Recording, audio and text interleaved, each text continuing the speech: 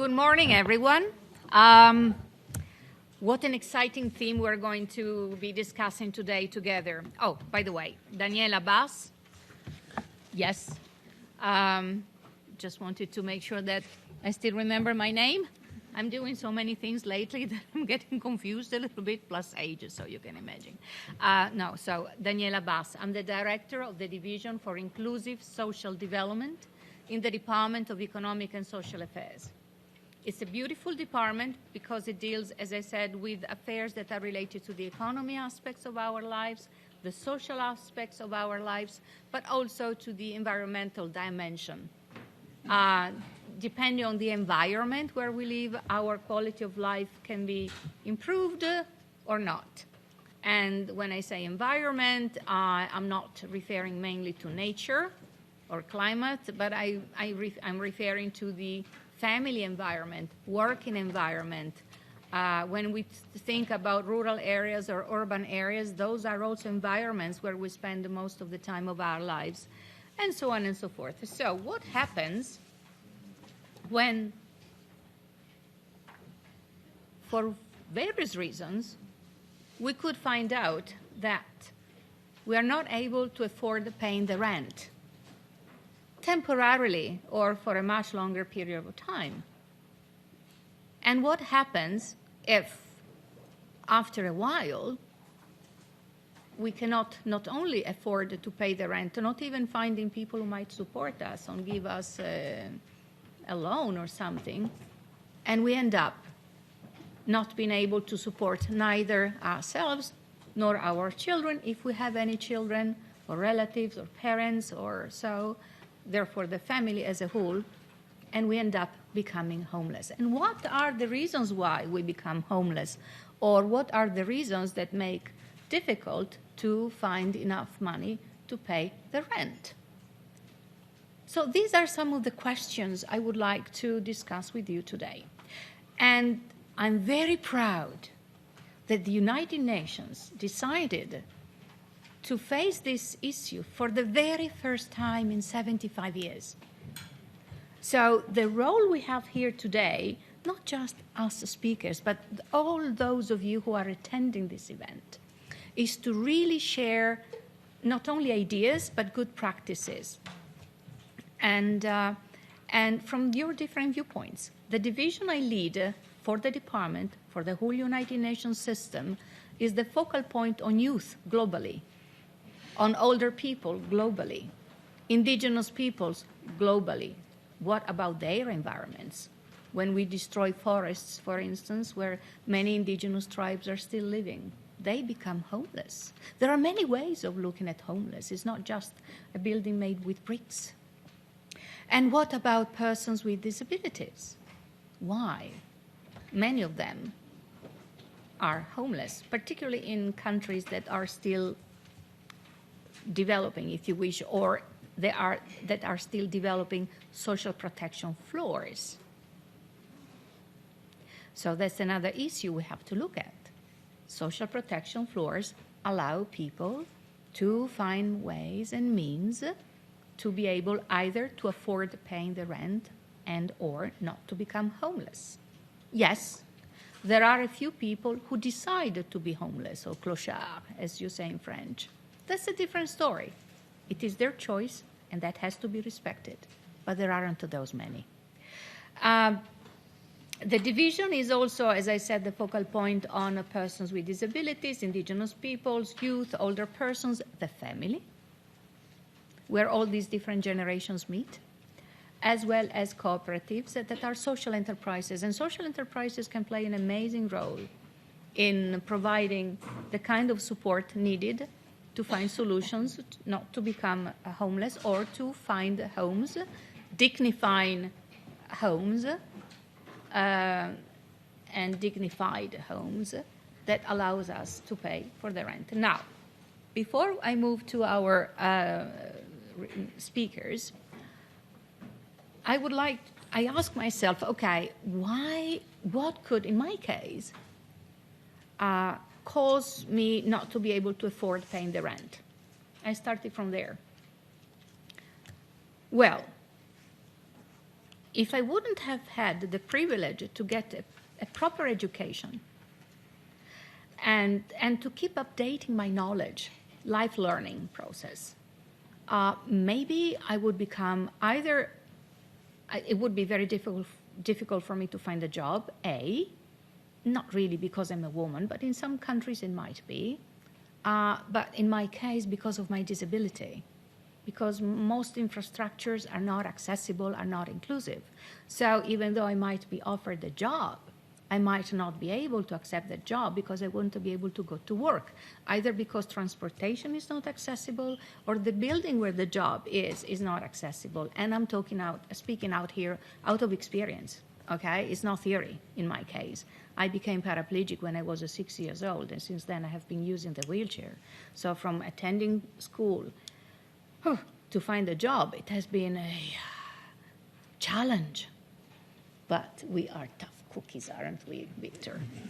So what I'm trying to say is that there are many reasons why, or health-wise, if we are not able to earn enough money to pay for a private insurance, health insurance, or if we do not live in a country that provides health insurance to all citizens, depending where you live, there are different rules and regulations, then what happens to our health?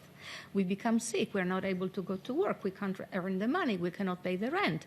And then if the sickness becomes even more serious, and it is maybe a kind of a mental sickness or something that affects our behavior and mental health, it might be that we end up on the street because nobody's going to take care of us. So forget about being able to rent an affordable house. You become homeless. What if you are an adolescent who is an orphan and lives in an institution until the age of 18 or 20 or 21, depending on the country, and there is no safety network waiting for you once the doors of that institution open? You get out. You're 18, you have no education, no family, no social assistance, nothing. What do you do? I ask myself this question. If there is a natural disaster, earthquake, flood, whatever, and you lose your house, what do you do? Where do you find a place where to stay? Do you become homeless? Can you still afford the renting a house? I don't know. And where there are conflicts, that is man-made disasters. So now I'm moving from natural disasters to man-made disasters, wars, conflicts, bombs. What happens? Do you become homeless? And migration. You migrate from one country to the other or within your same country. What happens? So these are some of the questions, but besides having here experts who will touch some of these different topics, we also have an excellent example from Finland. Finland was able, Finland was able to find an amazing way of tackling homelessness, and we are so proud to have a representative of Finland here. Now, all of this because we would like to feed the outcomes of today's meeting and event into a major one that will take place in February, early February, from the 9th to the 10th to 19th of February. It is it is one of these UN mechanisms where countries meet and they discuss, and then they decide about what is needed to be done. Then they bring this knowledge to the General Assembly in September, and their countries will negotiate all together what some of our suggestions and recommendations are, and once they find an agreement on a common denominator, it can be a minimum common denominator, still there is a common denominator, then we have a resolution, we have a mandate, we can start taking action. This is the first time the UN is discussing this topic. Please, let's make sure that the outcome of this event and the others that are going to follow throughout the day will feed and make sure that we are really going to make a difference. Let's keep in mind we have a 2030 agenda with 17 goals. It's an agenda that countries decided together with 17 goals to be reached by the year 2030. That's why it's called 2030. And this agenda talks about sustainability as well. So it's not just a matter of finding an interim solution here. It has to be sustainable. So how can we make sure that what we're going to be discussing today, we look at it from the social development perspective, but I would like to touch also the other two, the economic and the environmental one. How do we make sure that the social dimension of this issue is sustainable? I love this topic. So I would like to give now the floor for welcoming remarks to colleagues, if I may say, because we work for the good of people, from the Mayor's Office of New York City. We have been, this is the third edition of Inclusive United Cities for All, and inclusive because we want to include all the social groups I mentioned. And this is the third edition that actually with Victor we share, so thank you very much. And we are very happy also to have a second commissioner from the City of New York with us. So both of them will give remarks, welcoming remarks. I would like to start with Victor Calise, who is the commissioner of the Mayor's Office of New York for people with disabilities. Just a couple of words about Victor. I think that you all have the concept note, right? I mean, in any case, Victor is a Calise. Come on, you have your grandparents were Italian? Yes, so Calise here, but Calise as an Italian. He is a tireless advocate for the disability community in all city decision makings. And Commissioner Calise chairs also the Accessibility Committee of the City Building Code and leads efforts to integrate people with disabilities into the workforce through New York City, and he has launched the At Work Employment Initiative, among many other things. So, Victor, the floor is yours. Thank you, Daniela. Thank you, Daniela. Hello, everyone. Thank you for having me here today and talk about inclusive cities for all. When we're thinking about New York City, we have about close to 1 million people with disabilities that are living here, and about 9 million people with disabilities that come visit the city every year. So our goal is to make New York City the most accessible city in the world.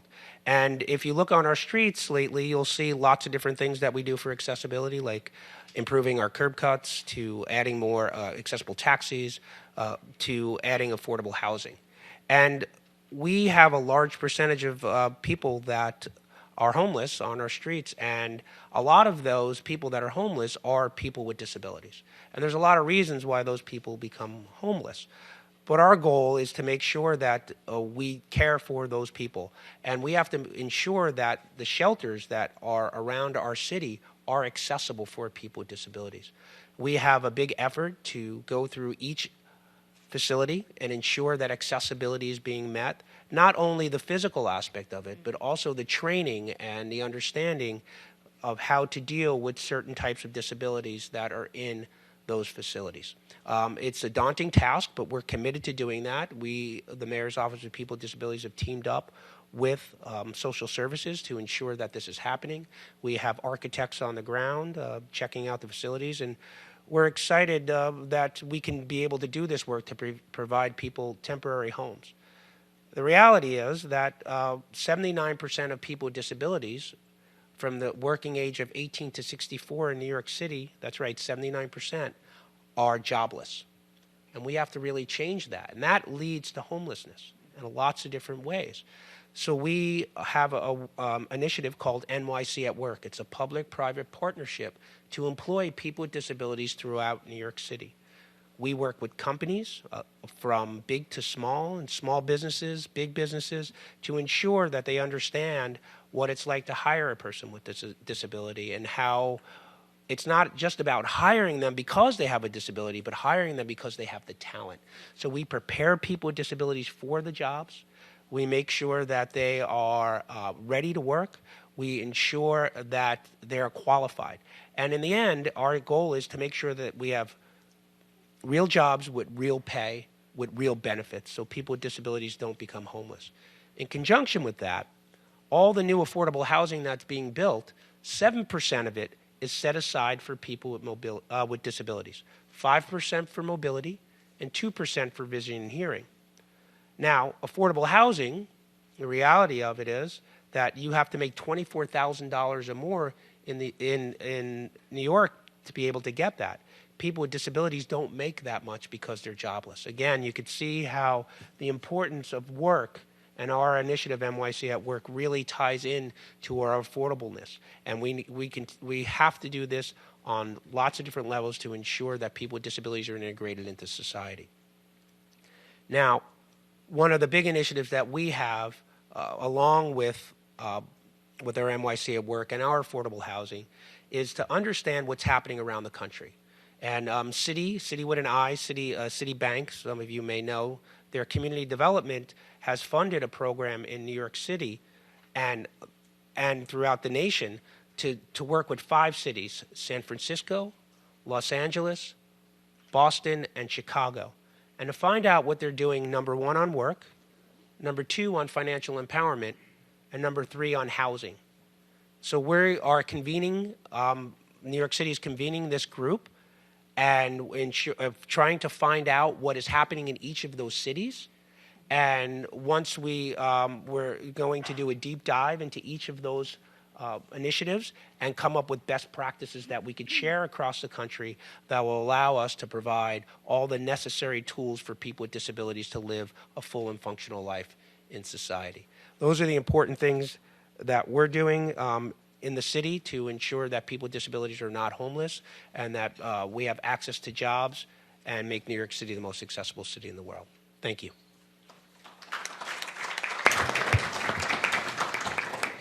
Thank you. I would like now Miss Penny.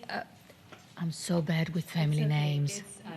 It's Abby Wardina, but the mayor likes to give it like an Italian flair. Oh, really? So we could do what Abby Wardina. Here. Okay. He actually does. Okay. She is the New York City's Commissioner for International Affairs. She leads the city's global platform for promoting its goals for a more just society, showcasing the diversity of New Yorkers and sharing policies and best practices with the world, and many, many other things that you can find in the bio. I would like, Penny, I would like you to share what you are doing with your office and other activities you're dealing with. And then, if you don't mind, I will change slightly the agenda, giving a couple of minutes to the floor to ask questions to both of you. I'm saying this because Victor, unfortunately, I think you have to leave at 11:30, or you can stay a little bit longer. I got about 10 to. Okay, so let's make it.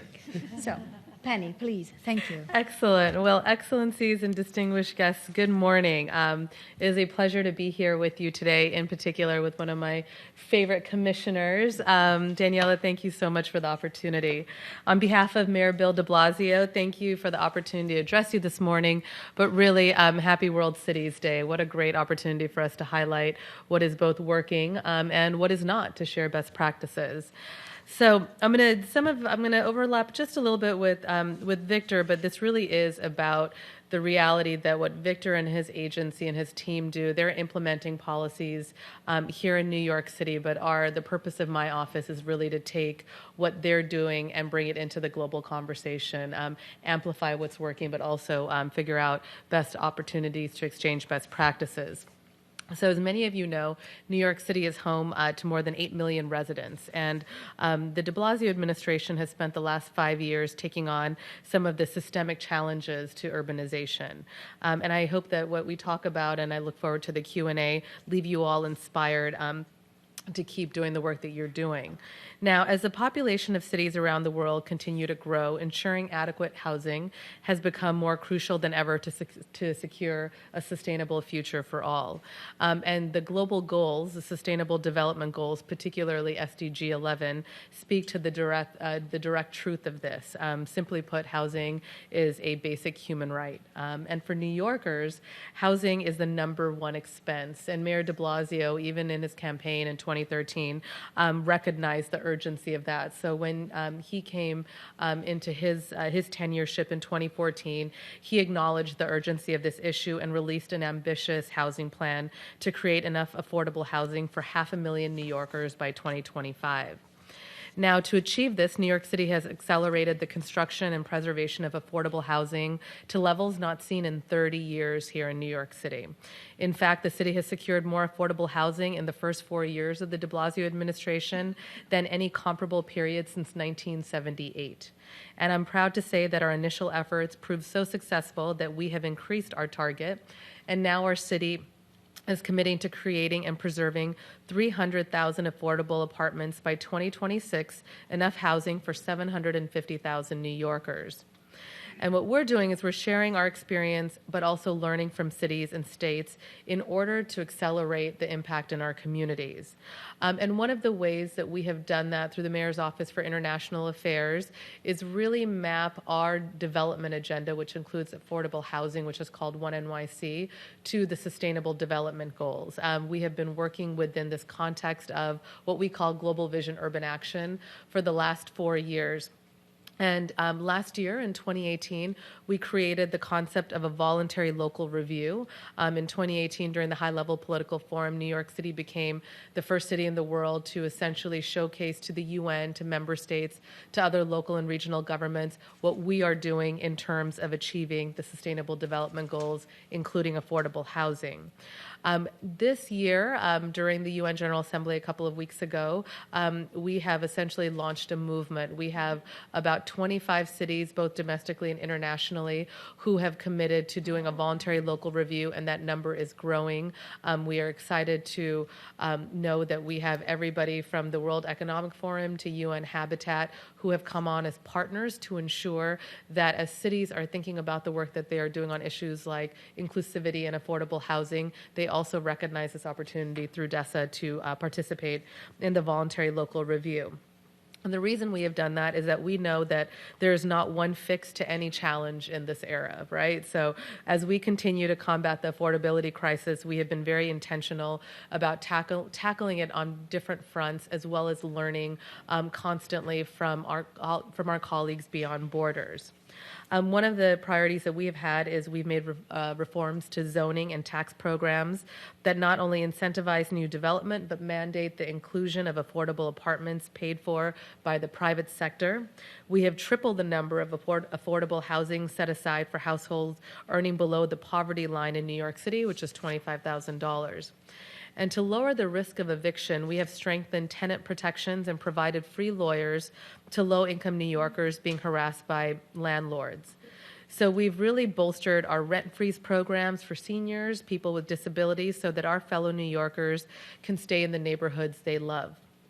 When it comes to providing access to housing, it makes sense to take a holistic approach. After all, the #1 way to prevent homelessness is to keep people in their homes.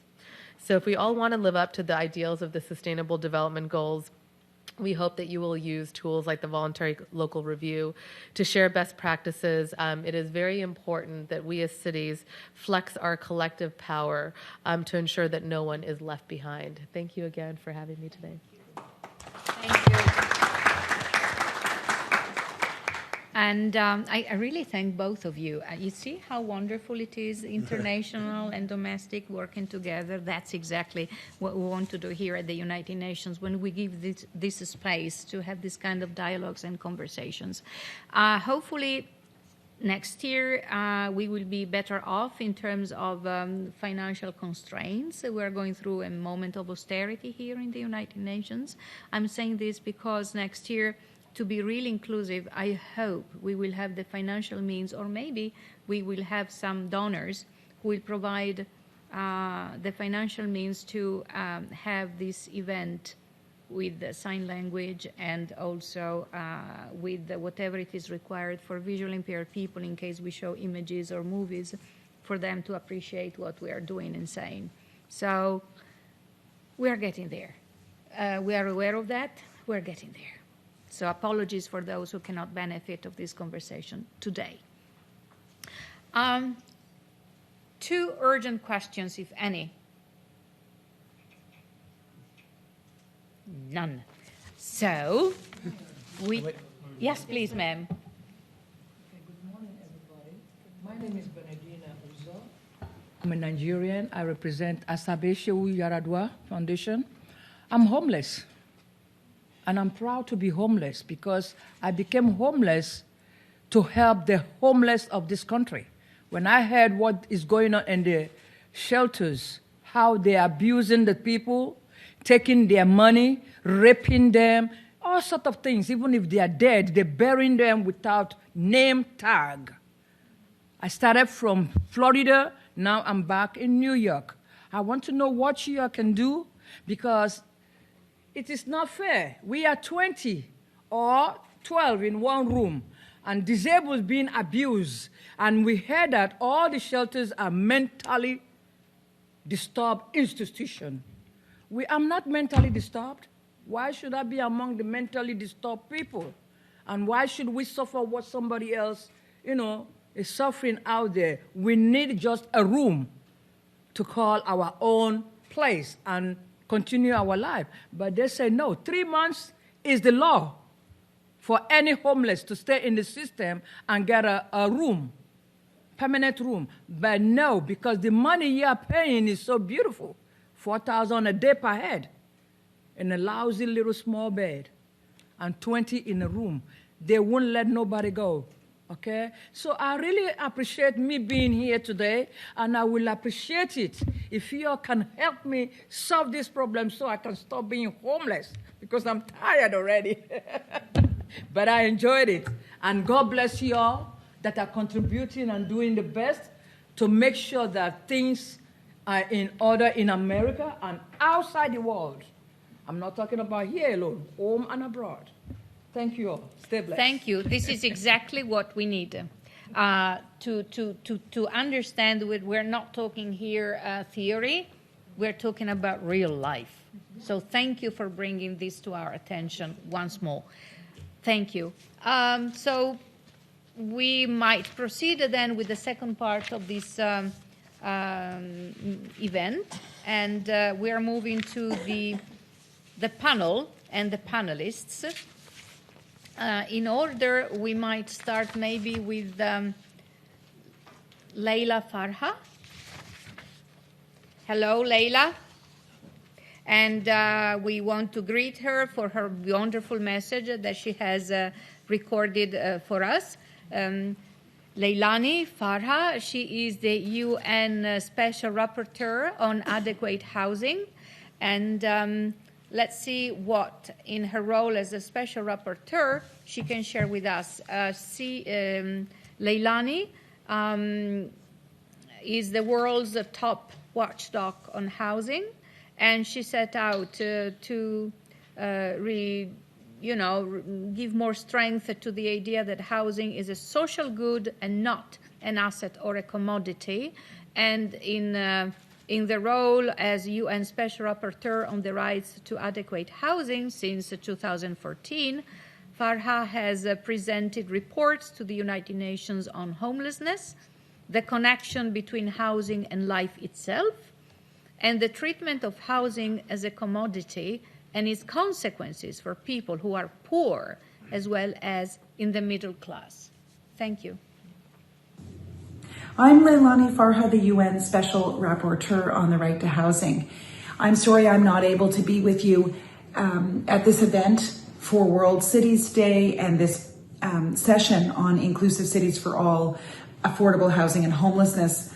Those of you who know my work, you'll know that the issue of inclusive cities is one that's been at the forefront of my mandate. I am obviously particularly concerned about the relationship between the lack of affordable housing in most cities around the world and our ability to ensure that cities remain diverse and inclusive. Obviously, cities where housing is completely unaffordable, it's driving low-income and poor people out, and thus making those cities less diverse and less inclusive. I was asked to comment on 3 or 4 questions, and I'll try to do so. I only have, it's a 3-minute video, so I'll do my best. I was asked in particular about solutions to homelessness, and I will say this, I don't think there will be any elimination of homelessness or solving of homelessness until and unless governments recognize people living in homelessness are rights holders. People living in homelessness are not in those circumstances as a result of personal or moral failure. They're there because governments have failed to effectively implement the right to housing.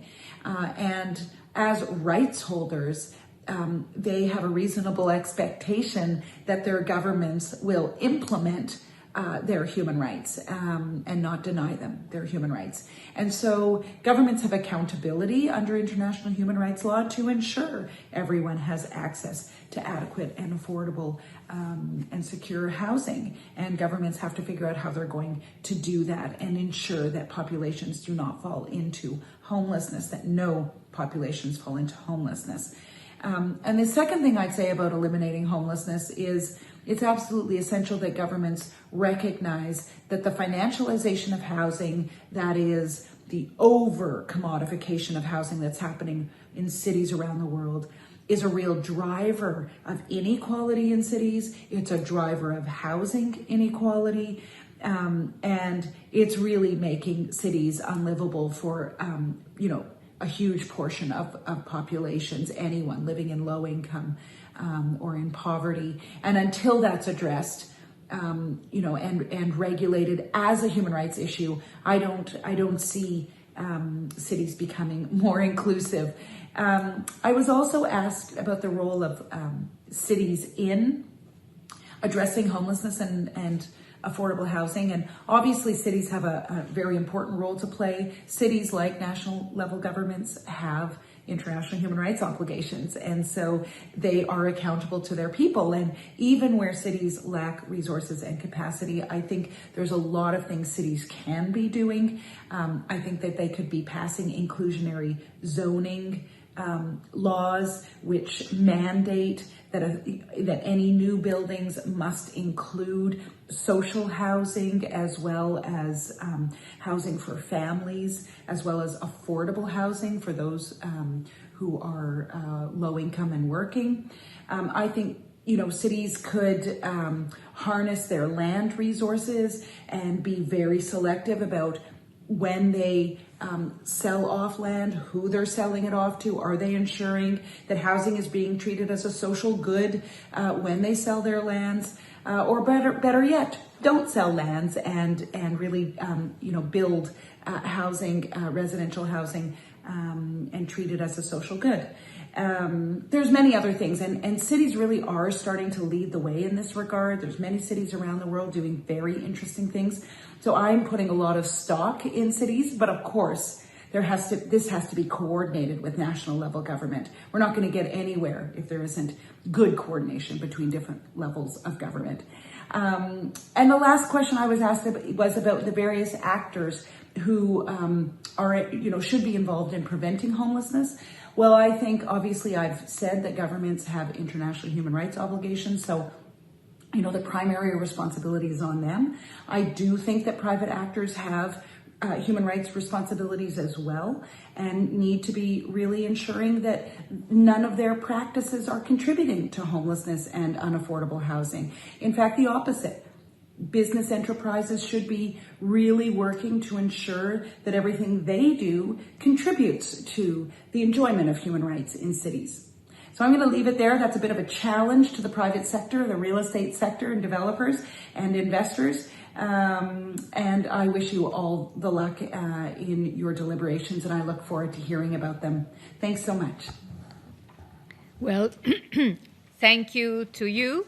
And it's important because the UN Special Rapporteur on Adequate Housing brought here the human rights perspective. As you know, the UN has three pillars: peace and security, human rights, and development. So we spoke about the development pillar earlier on, about the 2030 Agenda and the Sustainable Development Goals, Goal 11, for instance. So it was good also to have now the human rights perspective. I would like now to move to Miss Lydia Stetson or Stazen, who is the director of the Institute of Global Homelessness, and she has dedicated her career to building a world where all people have a place to call home, and the strong foundation upon which they can build their lives that they envision for themselves. Thank you very much. Please, Lydia.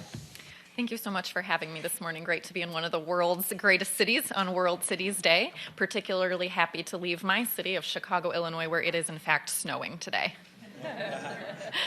As Daniela said, I'm here representing the Institute of Global Homelessness. I have 6 to 7 minutes to talk about global homelessness, and so this is going to be a very high-level overview of what I, in my role, see around the world, common themes that we see in homelessness, as well as both global and local strategies to address it.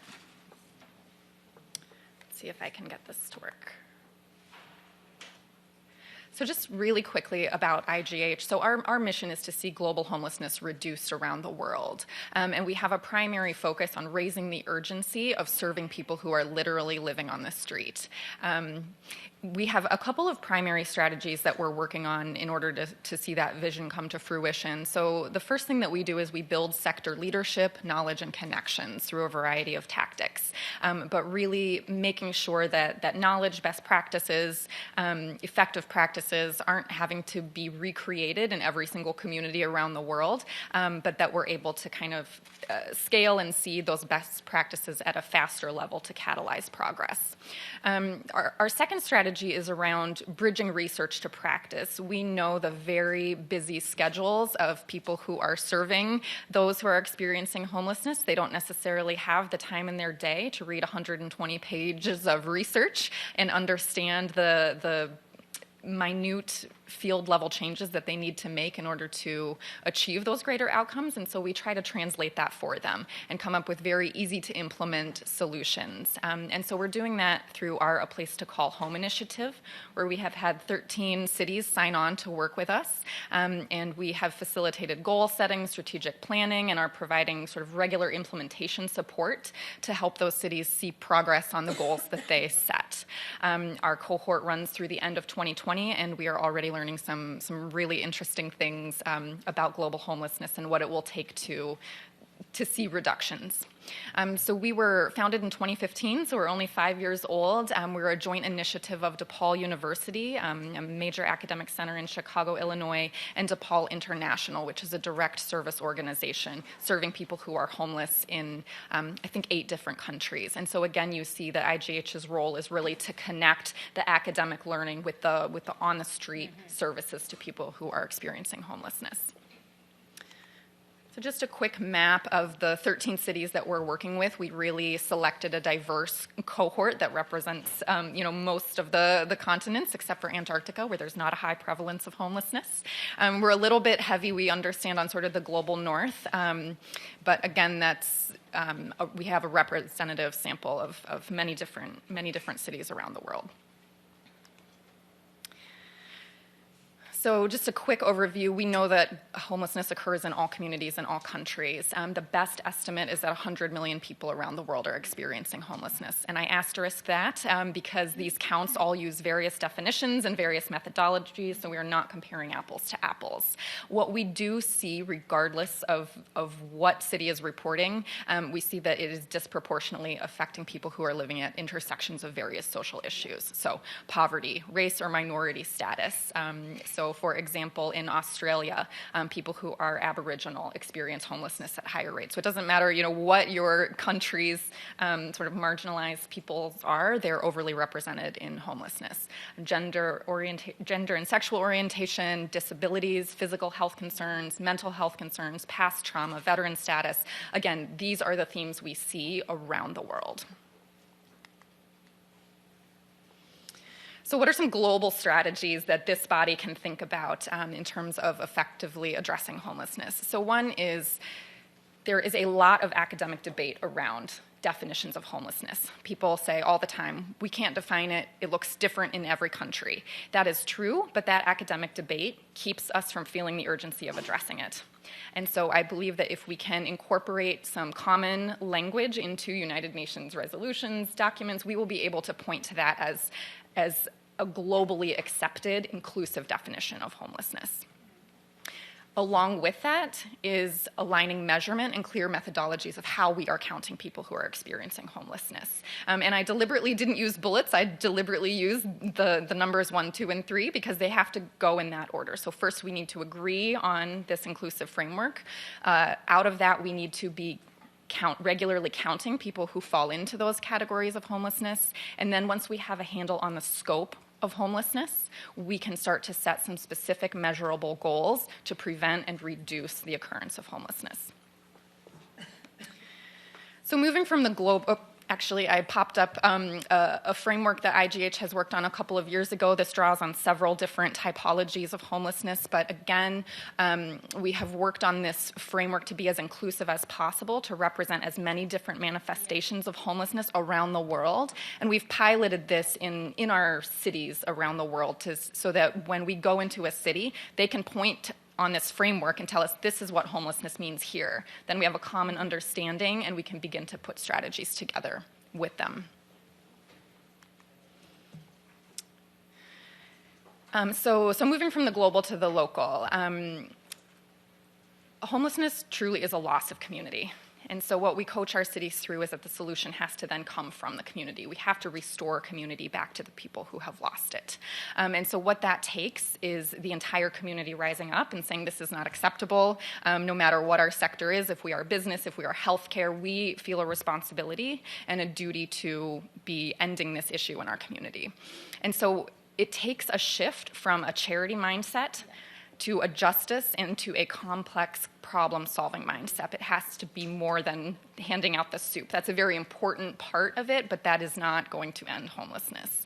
So we have a couple of pillars that we see, again, from our work around the world that are some pillars that each community needs to figure out how to address. So first of all, it needs to be person-centered. We need to feel a sense of urgency on this issue, and we need to be thinking about the people who are experiencing homelessness. So one example kind of on this pillar is a survey was done of homeless shelters in the United States, and some shelters have as many as 80 different rules that people need to follow in order to maintain their bed. Things like you cannot wear a hat inside the shelter.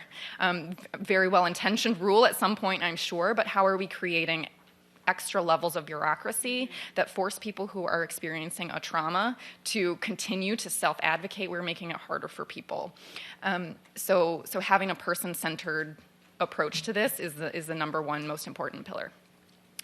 Secondly, you have to have a broad stakeholder group that is setting clear goals and has ownership for making progress on those goals. There has to be diverse funding streams. There has to be continued data analysis so that you can know what's working and what isn't working. There have to be comprehensive services that run the full gamut from prevention to permanent and affordable housing.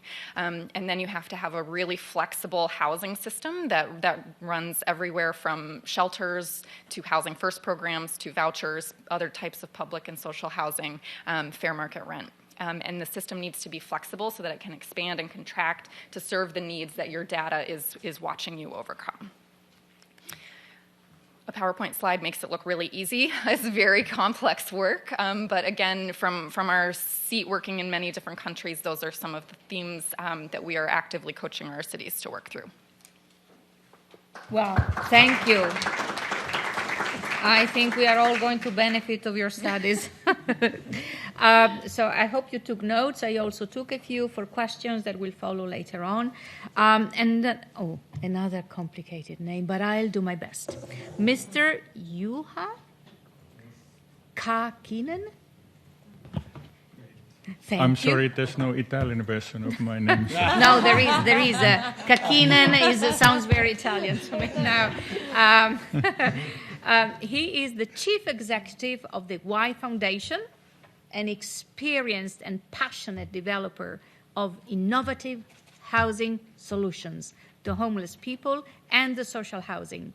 Juha has worked in public administration in the city of Helsinki, and he worked as a consultant, as a researcher, and also as a consultant and CEO of Social Development Ltd. I would also like to say that now being the chief executive of Y Foundation, I would like to say that this is the biggest Finnish NGO providing housing for homeless people and social housing. Thank you. Thank you very much for the invitation to take part in the discussion and describe the Finnish system. I work in a Y Foundation, which is a non-profit social housing provider. Actually, we are now the fourth biggest landlord in Finland also. And it was established in 1985 to solve the issue of single homelessness in Finland, to end the homelessness of single persons. And the name of the foundation comes from a Finnish word, yksinäinen, which means a single or a lonely person, just to explain the name. So we have at the moment around 17,000 flats around in 55 municipalities in Finland. And we work in a very wide partnership between several organizations. We have partners, over 100 partners in the country. This is the grim reality at the moment in Europe. And as you can see, there are two countries where homelessness has been decreasing, and Norway is the other one, but from the EU countries, Finland has been the only country where homelessness has decreased. And this is how homelessness in Finland at the moment seems to be. We have around 5,500 homeless persons. Most of them are single homeless persons, and over 70% are living temporarily with friends and relatives. So it's about social surfing and a form of hidden homelessness. There's no street homelessness anymore in Helsinki. You can't see people sleeping on the streets. The actual number of rough sleeping is extremely low at the moment. And in recent years, we have made progress, especially with long-term homeless people with serious social and health issues, substance abuse, drug abuse, etc. So this is the thing we have been concentrating since 2008 when we started a national program to reduce long-term homelessness. I worked 5 years as a program leader in this program, and there were two main things that we wanted to do. We wanted to change completely the existing staircase model and to concentrate on housing first as we understood it. And actually, I have to explain that this is not the US model of housing first, because we were totally unconscious about the existing of housing first in USA when we started the program. We labeled it housing first because it described so well what we were aiming to do, and then we went to Google and realized that housing first actually existed. But a lot of things are similar with the US model, of course. But the Finnish way is to work in very clear targets. So we had a quantitative target to have 2,500 new apartments, places to live for long-term homeless people, and to move away from temporary accommodation in shelters and dormitory-type hostels into supported housing units and independent flats. And maybe this table describes more dramatically what has changed. In 1985, we had still over 2,000 bed places in hostels and shelters in Helsinki. And now there's one service center for emergency accommodation with 52 bed places. And they have been replaced by supported housing units or independent rental flats during these years. And as you can see, also the social housing stock is quite extensive in Helsinki. For us, housing first means that it's a basic human and social right. It's housing in normal surroundings, and it's permanent homes. It's independent rental flat. You have your own rental contract. Normally, it's a permanent rental contract and adequate support if you need it. But it's extremely important for us, the principle of normality, which means that when you have a rental contract, you have the same rights and obligations as everybody else in the same situation. So you are, for example, supposed to pay the rent, and unless you don't have the money to pay it, you can get the general housing benefit as everybody else in the same situation. So this is the principle of normality as we understand it. But you can think about that in many European countries you have housing first experiments at the moment. But it seems that there's a lack of something, and actually I think that the main thing is that you can't have housing first without having housing first. So it's a question about having this housing available.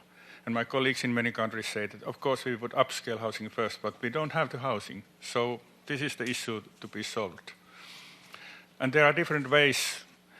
This is an example how we solve the issue of temporary accommodation by providing instead supported housing in normal rental apartment buildings.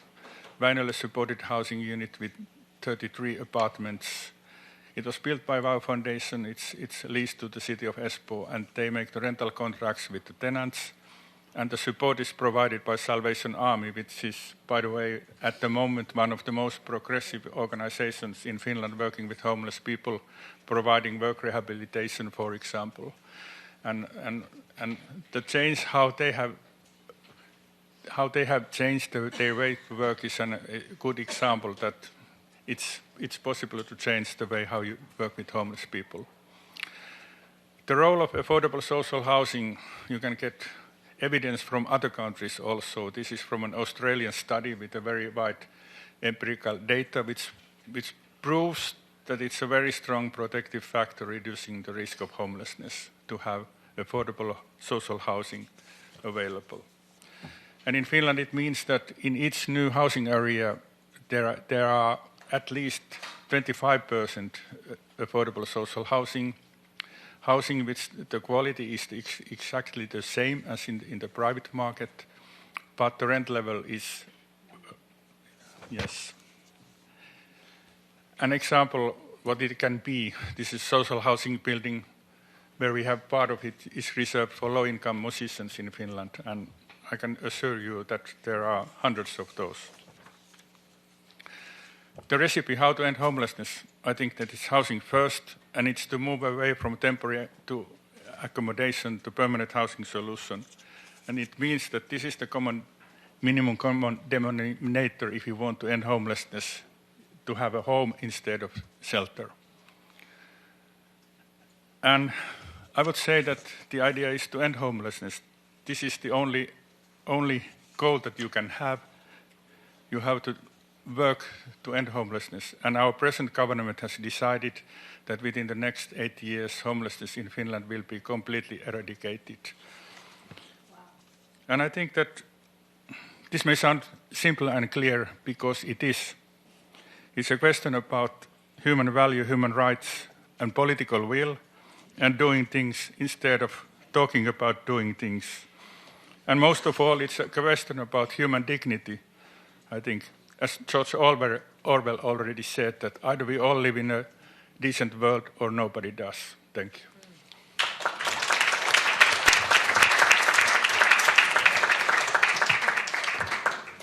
I had no doubts that your presentation was going to be explosive, so in a constructive way. So thank you very much. Now let's move to Ms. Gianna Zamaro. This I know how to pronounce beautifully, also because besides being Italian, like me, we come from the same region. Isn't that lovely? So Gianna Zamaro, she obtained a postgraduate specialty in intensive care and anesthesia from the University of Trieste, where I studied as well. And she also has a post-degree specialty in medical statistics. That's interesting, and health planning. since 1998. Oh, that's Trieste. Hi. And so Gianna Zamaro has been member of the advisory committee within the WHO Health Cities project from 2004 and 2007. She's also the health director of Friuli Venezia Giulia, and many, many other things, including being member of the WHO Task Force on Evaluation for the Healthy Cities Project and technical focal point for the Friuli Venezia Giulia region. So, Gianna, please share with us your knowledge. Thank you so much for inviting me. And this is the point of view of a region, and we are. Our region in the last 30 years has been undertaking active policies for early recognition of individuals and families at risk of poverty, and planning and enacting strategies to contrast it with a multidimensional approach. So some data, up to 45% of individuals looking for municipality social services assistance are affected by financial problems, working problems, housing problems, and these people, adult in most cases, have been increasing the number of consequences of the last 10 years global economic crisis, and the percentage of homelessness in our region is 0.001, which is a small amount, but okay. I'm now talking about the prevention and after about the homelessness. So in order to contrast poverty and social exclusion of the families, including the single member ones, subsidies are granted under condition of being taken charge by municipal social services. This is the MIA, based on an integrated assessment of both problems and needs of each family. The social services build up specific projects to be jointly realized with the regional offices responsible for work and training, and with the NGOs. Absolutely, we are quite close to the NGOs, and they are partner of our offices. So the last step of the taking charge process is an inclusion agreement stating the goals for each family member and the obligation that they committed to undertake. So we have more or less 18,000 users a year. 93% are adults, only inside adults 7% of the people. This is the situation. The systematic review and evaluation of achievements within the inclusion agreement is paramount in the taking charge projects.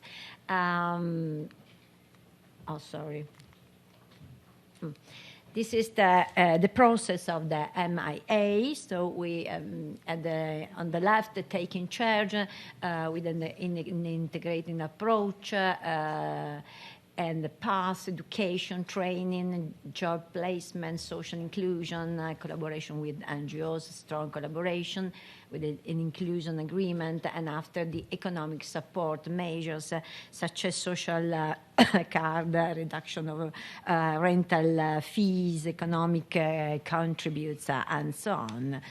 And so the first data on the taking charge projects outcomes are available with the reference to more or less 5,000 families. 71.2% has achieved all the goals set in the inclusion agreement, which is good. 25% has achieved them partially, making improvements in all areas, attaining just some of the targets. Only 4%, more or less, cannot achieve. The goals you can see achieved are parental care, social relational field and personal autonomy, housing, and work. So we adopted the following measures against poverty: Solidarity Regional Fund, add regional funds on the social card which is a national endowment, partnership and support to the NGOs offering homelessness day and night hospitality, and the promotion of the social economy through synergies between public sector, private and NGOs, and the local health authorities. I forgot to insert. So we are developing an observatory on social policies. Because we need to provide analysis and perspectives on distress and poverty phenomena. We strongly trust in this. And here, homelessness, it is, of course, the extreme condition of a severe marginality in some cases and requires a complex and multidimensional approach. Our strategy. I have to say that it is systematically fought in every municipality of the region. The phenomenon is quite high in Trieste, for example, which is the main city in the region. Less in Udine, for example, or in Pordenone, but in Trieste it is quite heavy and the problem. And we are in place the support services as other cities, day hospitality service, daytime shelters, residential shelters, and so on. The social secretary service with information and so on. The taking charge services. I would like to stress the tailor-made projects because we are focalize on the centrality of the person, absolutely, and if it's possible, his or her relations and analysis of the context, counseling and psychological education support and legal support, and overnight, of course, hospitality services, and we are including housing first. So, just 2 slides and I'm finished. Housing First states the right to a home as a fundamental human right for everyone. It's a multi-layered strategy combining housing measure with care, social inclusion, and welfare action, and a long-period tool to be regarded as a social investment. Here is the promotes the community welfare and might open new perspectives on innovative policies for the housing market, introducing specific housing solutions aimed at reconciling individuals with their living spaces.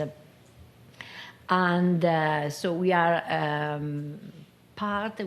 we belong to the Housing First Italian network, and we are strongly working. Only 3 key messages: that complex poverty requires complex answers, and subsidies are not enough in themselves as they don't remove the structural causes and the individual poverty, just as job placement or providing shelters. And true social inclusion might be only achieved through a simultaneous approach on critical areas of work, income and housing, and on the enhancement of relational community and social network of individuals in a severe marginality condition. Thank you very much. Thank you. I mean, I was dreaming, sorry. Besides the relevance of what you shared, the statistics, and I will ask you a couple of questions later on that triggered my curiosity.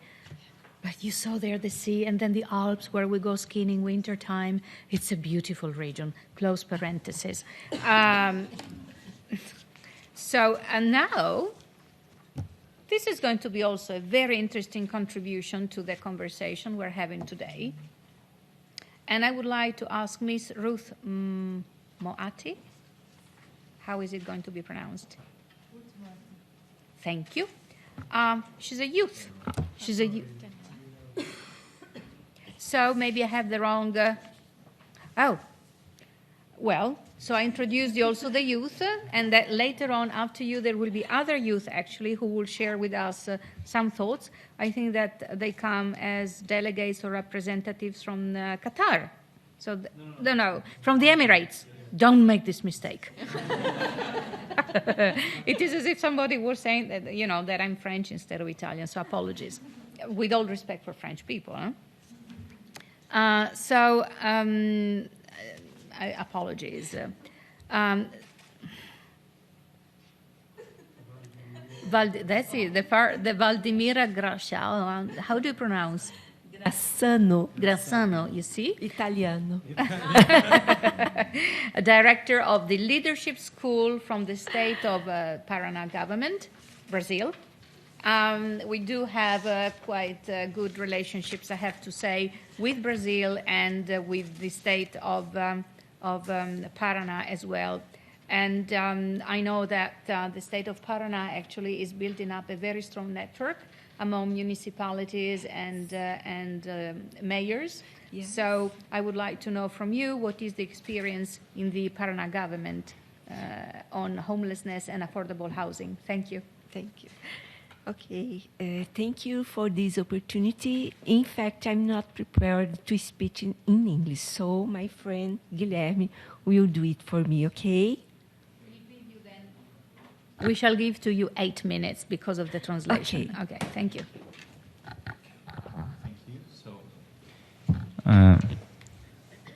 Good morning, and I'm really honored to speak. It's actually Mira's presentation, but I'm just going to do my best. I mean, Mira is the director of the school leadership that actually does a great work to form leaders in Paraná across to establish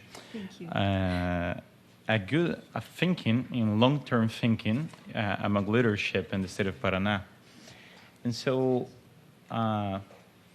this is the challenge we face in Paraná across homeless. So we have 32,000 homeless people in the state of Paraná, and an urban deficit of 273,000 areas in urban areas and 16,000 rural areas. So urban areas account for most of the problems of housing in the state of Paraná.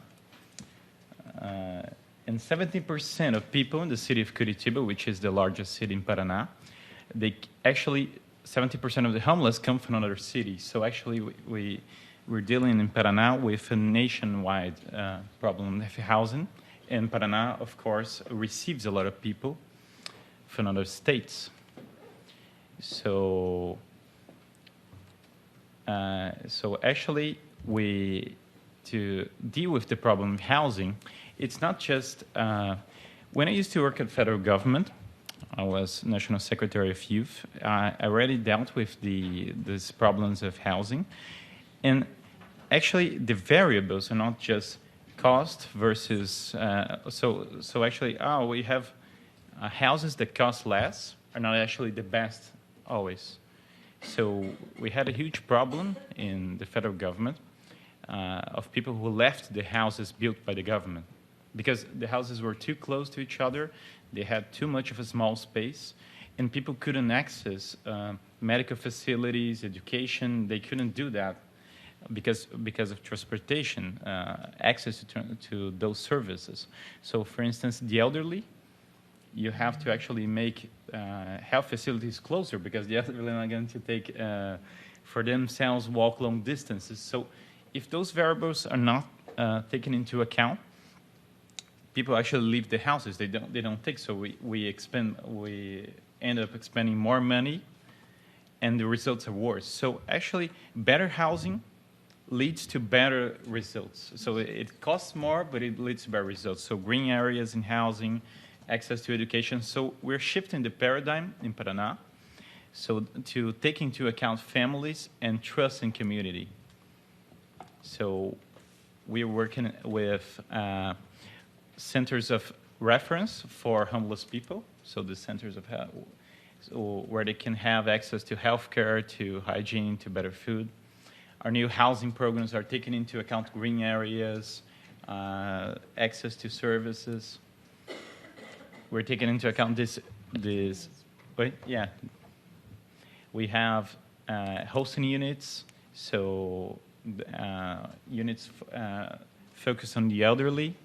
But now this experience here in the United Nations has been very good because we're understanding that intergenerational work is actually pretty good for us. So this another shift in paradigm because if we were used to just cheap housing sponsored by the government, now we're seeing that we need to create an environment. And now we're taking into account that this environment needs to be intergenerational. It needs to take into account different generations. We also have this this program which is called To Live Better Paraná, which is for the elderly. So in 14 cities, the 14 biggest cities. Now, most of the population in Paraná, Paraná has a large rural population. Most of the people live in large cities, and most of the problems in housing come from large cities. So it's a very urban problem. In this year. Yeah. So in this year, the 14 biggest cities, 14 cities with population superior to 70,000, we're going to build those houses for the elderly in those cities. So it's because many of the problems in housing come from elderly people. It's another statistic. We're seeing here that it's actually a problem across the world. So it's Paraná is not that different. So we're taking into account the sustainable development goals into Paraná. So we're taking into account economics because people actually need to have a job for they actually to improve. Because to give housing and not deal with entrepreneurship, with economic activity, it's not a good practice. And social and environmental part of that development. So we're taking that into account. So we want to insert Paraná into those standards, those international standards. And also, Brazil has a huge problem with what we call slums, what we call favelas, those poor housing. So it's not just homeless, but actually we need to improve housing of people. Because people actually assemble houses with poor materials, and that's not good quality of living. We actually visited many of these housings, and we actually need to improve those. But to improve those in a way that people can actually have families, be closer to their families, because two small spaces, they'll have to be separated from those families. And they have 1-2 kids, they have to leave the houses. So it's not just because, it's not just a matter of replacing the favela with a small housing. It's a matter of actually creating good cities for families, for people. So this is the challenge we face. The government has put an ambitions that in 8 years, in 4 to 8 years, we actually see no slums in the state of Paraná. Now, we have a state with some of the lowest rate of slums in Brazil, so it's not the worst case scenario, but we believe it's possible, I mean, so that's what we're working to. Okay, thank you. So thanks a lot. And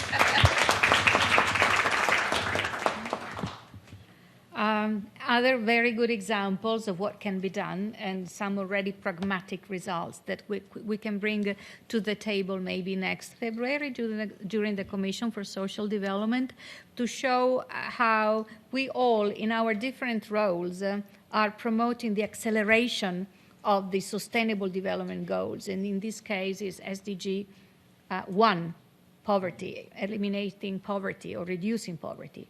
SDG 8, employment and decent work. SDG 10, reducing inequality, economic and social inequalities. SDG 11, cities. SDG 16, it comes, when we focus on cohesive societies. And SDG 17, collaboration, partnerships. So it's very interesting, and thank you for having brought this example that, again, shows it can be done.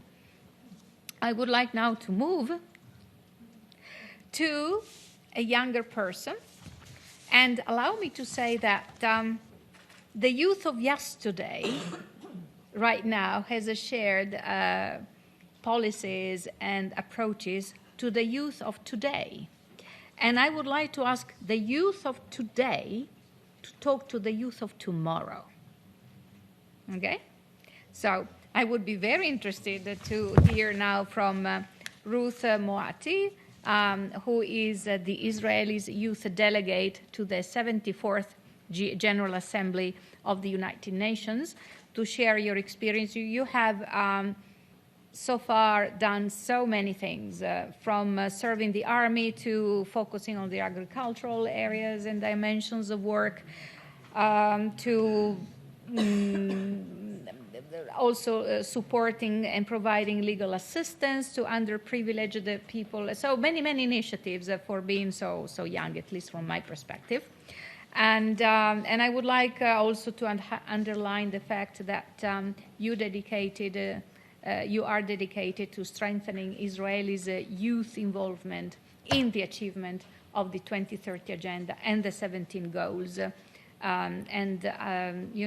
to harnessing the Israeli spirit of innovation to impact change worldwide. So I would like to hear from you as a youth of today talking to the youth of tomorrow. Thanks. Thank you very much. My name is Ruth Moati. I'm 24 years old. I'm from Israel, and I'm very honored to be here today and give this statement in the name of all youth delegates, and because this subject of affordable housing and homelessness is very crucial and important and affecting our generation. Over the past decades, the process of urbanization has pushed billions of people to cities in search of hope of better life. My generation is faced with the consequences of this process, perhaps none greater than that of finding a home, finding a place to belong. As humans, our communities are comprised of the people who are part of our lives, whether it be in our homes, at school, at work, or through our hobbies. The harsh reality is that people who are homeless often lack many of these sources for which they can build their community. Our communities are crucial aspects of our lives. It is the people we socialize with. It is the people who we turn when we need advice or help. It is the people who might tell us about a job they think might be good for us. It is the people who will introduce us to hobbies and the people who share our interests. Being a part of society, of a community, gives one a feeling of belonging.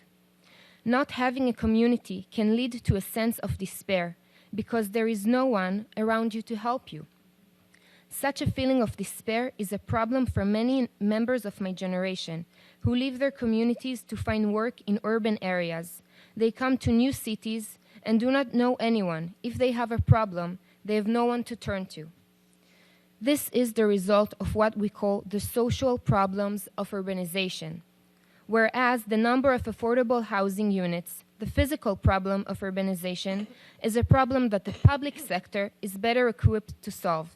My generation believes that the social problem is one that the private sector is better positioned to solve. We must work to build communities. The concept of shared living spaces has started to spread in Israel. In these spaces, people have the privacy of their own room, but share with others a kitchen and living areas. Co-living both offers affordable living and facilitates the creation of vibrant and supportive community. Homelessness is also not only a physical problem of not having an actual home. It is also a social problem that is being separated from society. There is a huge amount of mistrust between the homeless and the rest of society. They feel, many times rightfully so, that society has abandoned them. It is not enough to put a roof over someone's head. We must also work to build trust and integrate them back into society by helping facilitating a sense of belonging. Homebase is an Israeli soccer NGO that is comprised of teams that are made up of all members of society, no matter their background or whether they have a regular home. Their aim is to help homeless individuals to integrate back into society through football. For those who are homeless, being part of such a team allows them to socialize with others who share their interest on a level playing field, literally. On the football pitch, they are an equal member of the team. Such interaction creates camaraderie and builds trust. It changes how the homeless feel about the rest of society, and just as importantly, how the rest of society feels about homeless people. New friendships are founded, and new communities are built. I speak on behalf of a generation that seeks to use its innovative nature to find new ways to solve the social aspect of urbanization. We want to work together with our governments as they work to solve the physical problem by creating communities. In our vision, these communities are accessible to and welcome of all people, no matter what they're from and where they live, or if they have a disability. Urbanization is inevitable. However, its consequences are not. We hope that by working together, this international community can embrace the innovative spirit of our generation and form many new communities around the world. Thank you very much. Well, I'm really proud of what you said and what you shared with us. We do, in the division I lead, we run the UN Youth Delegates Program. I'm really, really proud that you are part of that program and that you will bring this knowledge and this awareness, raising awareness, and then practical solutions also to the youth of today and, as I said, to the youth of tomorrow, the children. We have to prepare them. It's your role. We, young youth of yesterday, we're sharing with you what we know today. And you, as youth of today, have to share with the youth of tomorrow, children, okay? It's very important. And thank you for mentioning two things. Sport.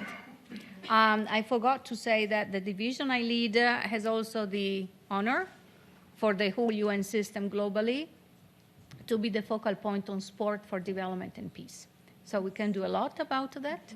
And the sport can be an amazing tool to give a space for recreational activities and else to people who are homeless or not. And actually, it can help in a joyful way to get to know each other and not be scared about each other, because usually fear comes from ignorance, not knowing, right? So thank you for mentioning that. And also, you said also something that triggered my curiosity, and we should focus on that. The emotional homelessness, okay? One can move to another country for working reasons, study, healthcare, whatever, have a house in the new country or in the new city or in the new place, even within the same country where one goes, but can be isolated or have no friends or no family or no emotional support. So indeed, the emotional homelessness, I think that is something we should focus on, because it might affect more and more the future generations. As we said, we are moving towards rural areas. 68% of the population by the year 2050 will live in urban areas. So we have also to take care of those who stay in rural areas, what's happening there.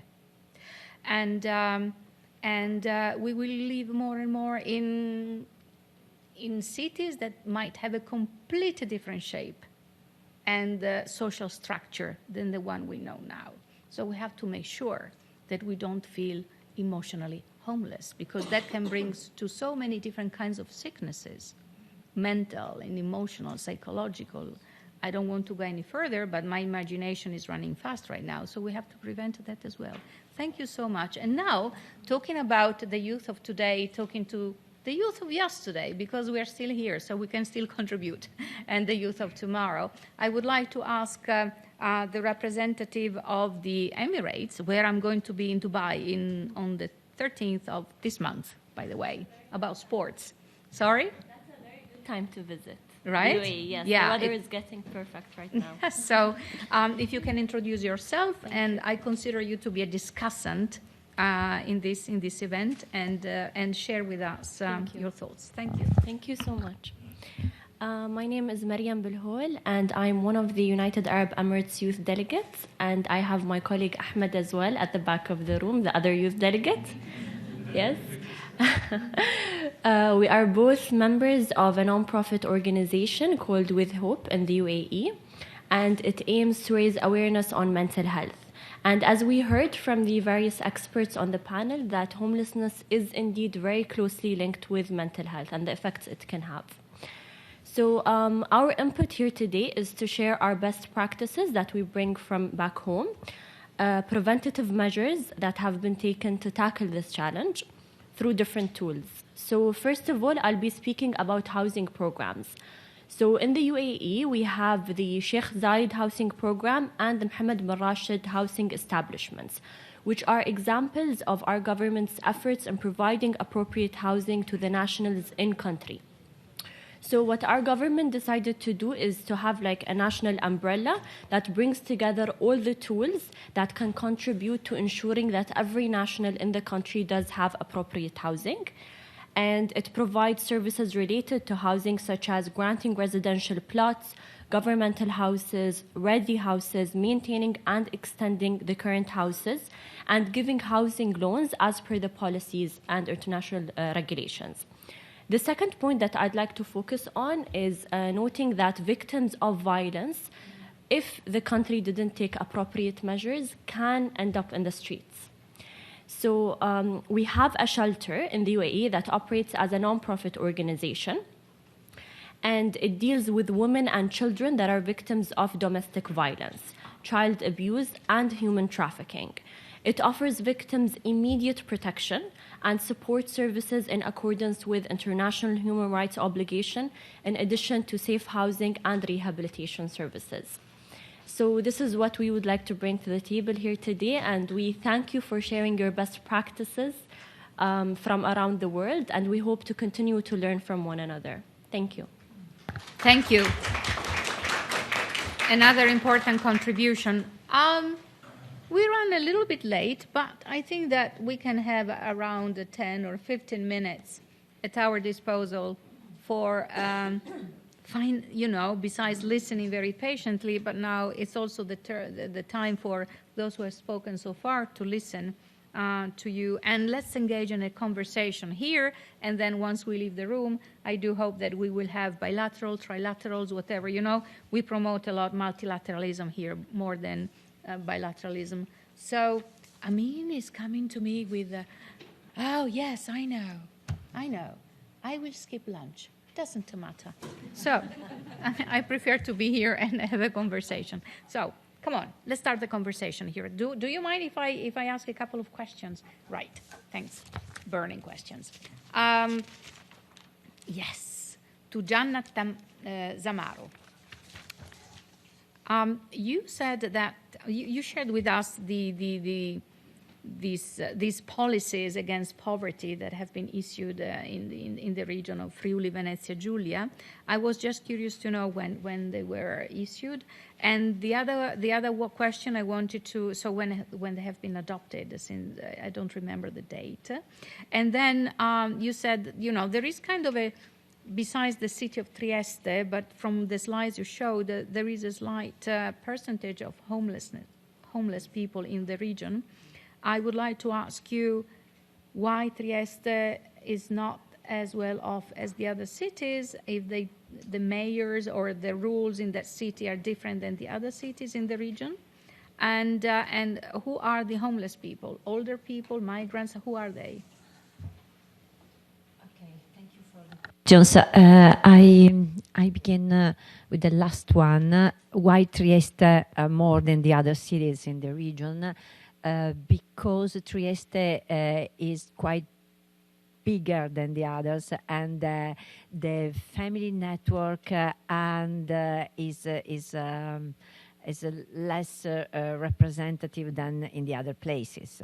You know that our region is a small region, and the family network is quite strong. And even in the cities like Udine or Pordenone, in Trieste is another. In some way, I can consider an enclave in some way, where people come stay as a high quality of life. Sometimes people coming from the east part of Europe or north and so on, and they stay there. And we don't know why, but the reasons are because of the city is bigger because of lack of network, family network, and so on. And the laws and the policies. We adopted the ASI. One law was adopted more or less 8 years ago, and the MIA, the misura di supporto al reddito, we introduced it 3 years ago.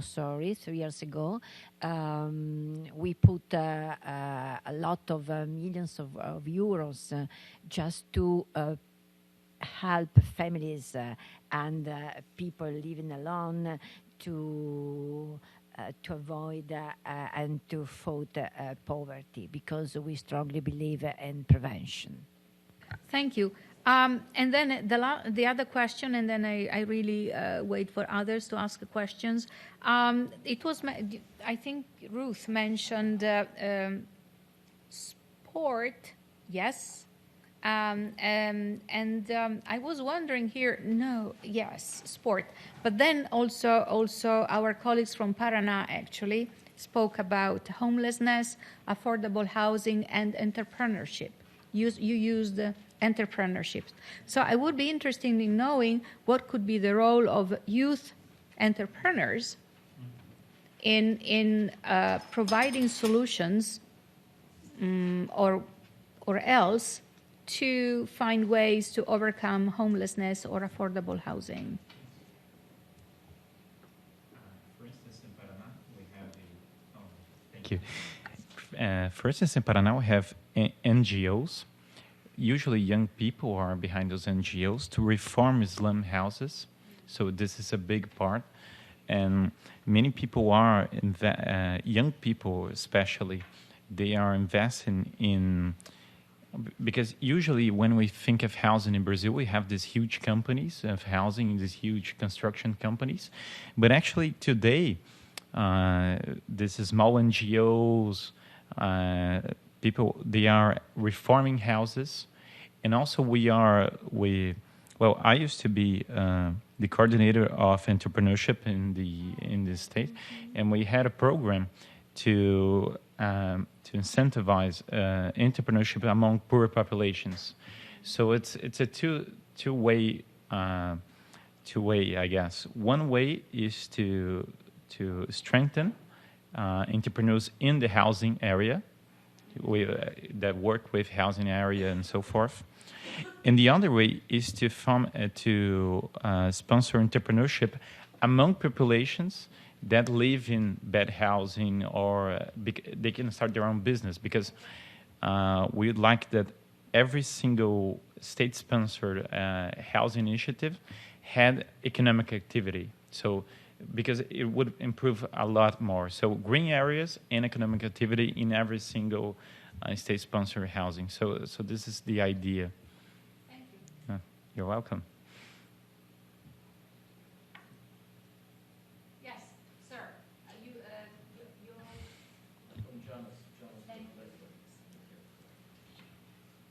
My name is Janus Burka. It's all organization called World Roma Federation.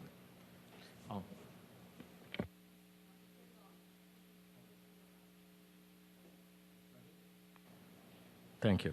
So my name is Janus Stojka. I'm calling about World Roma Federation. We are an ECOSOC non-for-profit organization.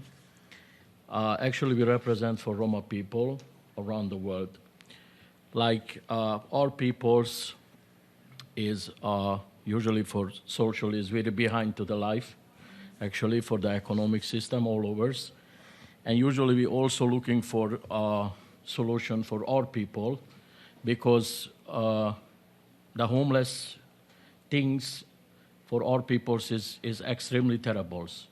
People living in the street, people living for breach. So usually we have a lot of problem in all overs. So we're also looking for a solution for our people because today is a great honors in here, first of all.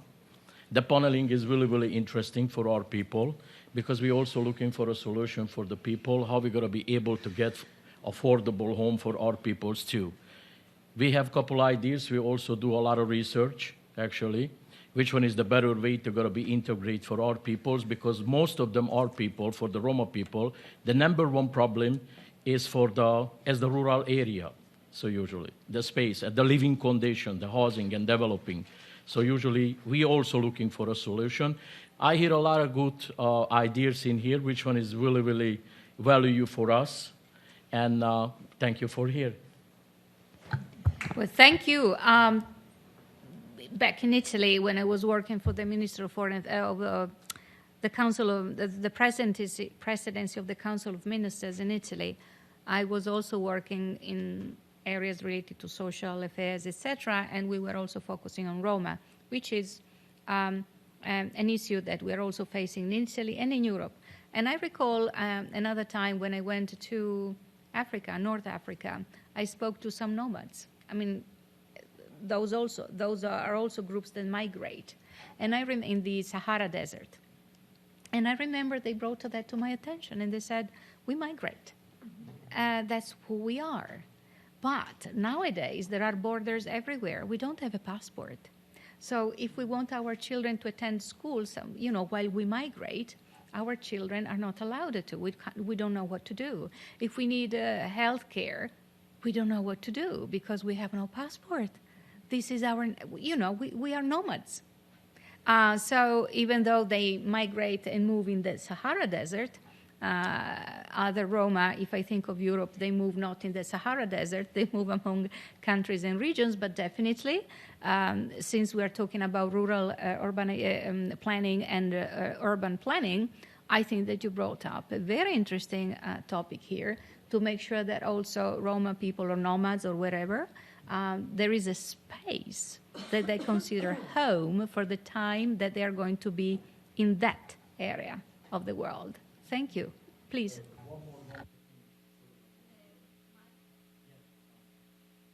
It's like almost a year ago we was visiting in Italy, in Scampia, and how's the living condition for the people, how is going to be living for the Roma people is outside to the city.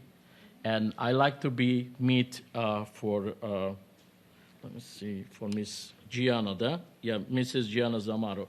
I like to talk to you about for the condition is theirs because it's really, really important. People, how he's going to be living is unbelievable for many, many years. He's in hoping to somebody help them to make change for the lifestyle and the situation. People, a lot of newborn kids is going to be borning is there for the lot of effect and a lot of stuff. So usually this is the reason. So it's a great panel. Thank you. Well, thank you. You brought up now another issue, children. Children who are born in homeless families, often they're not registered. So you don't know that they exist. But also children who live on the street. It's not being completely homeless, but it might lead later on to become homeless. So thank you for bringing that to our attention as well.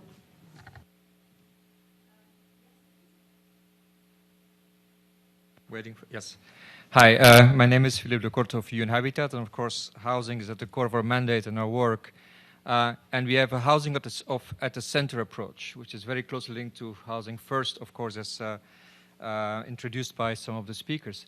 But I had a question because there is always a social stigma with homelessness. And even if we create housing solutions for them, where do we integrate them? Where do we create that housing? So if the speaker of Finland could kind of expand on the choices they made to localize these kind of housing solutions in terms of making sure they're integrated into the neighborhoods and we have truly inclusive cities.